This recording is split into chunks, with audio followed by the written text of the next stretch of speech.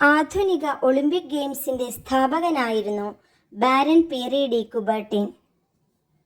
1863 ജനുവരി 1 ഫ്രാൻസിലെ ഒരു സമ്പന്ന പ്രഭു കുടുംബത്തിലാണ് അദ്ദേഹം ജനിച്ചത്. വിദ്യാഭ്യാസത്തിനും ചരിത്രത്തിനും സാമൂഹ്യശാസ്ത്രത്തിനും വേണ്ടി ജീവിതം സമർപ്പിച്ച ഒരു വ്യക്തിയായിരുന്നു കുബർട്ടിൻ.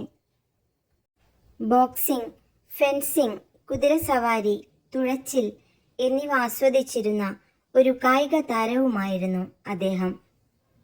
ഗ്രീസിലെ ഒളിമ്പിയയിൽ നടന്ന പുരാതന ഒളിമ്പിക് ഗെയിംസിൽ നിന്ന് പ്രചോദനം ഉൾക്കൊണ്ടുകൊണ്ടാണ് അദ്ദേഹം ഒളിമ്പിക് ഗെയിംസ് പുനരുജ്ജീവിപ്പിക്കാനുള്ള തൻ്റെ ശ്രമവുമായി മുന്നോട്ടുപോയത്.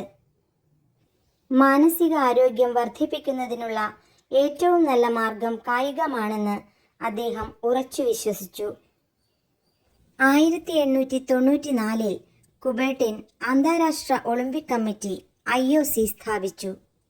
കായിക രംഗത്ത് യുവാക്കളെ ബോധവൽക്കരിച്ച് സമാധാനപരവും മെച്ചപ്പെട്ടതുമായ ഒരു ലോകം കെട്ടിപ്പടുക്കുവാൻ അവരെ സഹായിക്കുന്നതിനു വേണ്ടിയായിരുന്നു അത്. 1896 കുബർട്ടിൻ IOCയുടെ പ്രസിഡന്റായി തെരഞ്ഞെടുക്കപ്പെട്ടു. ആധുനിക കാലഘട്ടത്തിലെ ആദ്യ ഒളിമ്പിക് ഗെയിംസ് 1896 ഏഥൻസിൽ നടന്നു.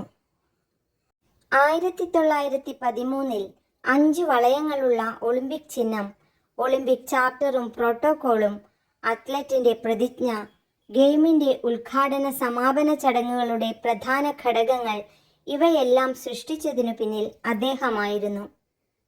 1937 സെപ്റ്റംബർ 2 സ്വിറ്റ്സർലൻഡിലെ ജനീവയിൽ വെച്ച് കുബർട്ടിൻ അന്തരിച്ചു.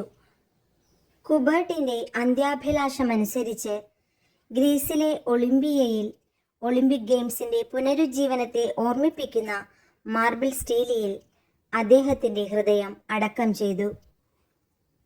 ജീവിതത്തിലെ പ്രധാന കാര്യം വിജയമല്ല, പോരാട്ടമാണ്. ജയിക്കുകയല്ല, നന്നായി പോരാടുക എന്നതാണ് പ്രധാനം. കുബർട്ടിന്റെ വാക്കുകളാണിത്.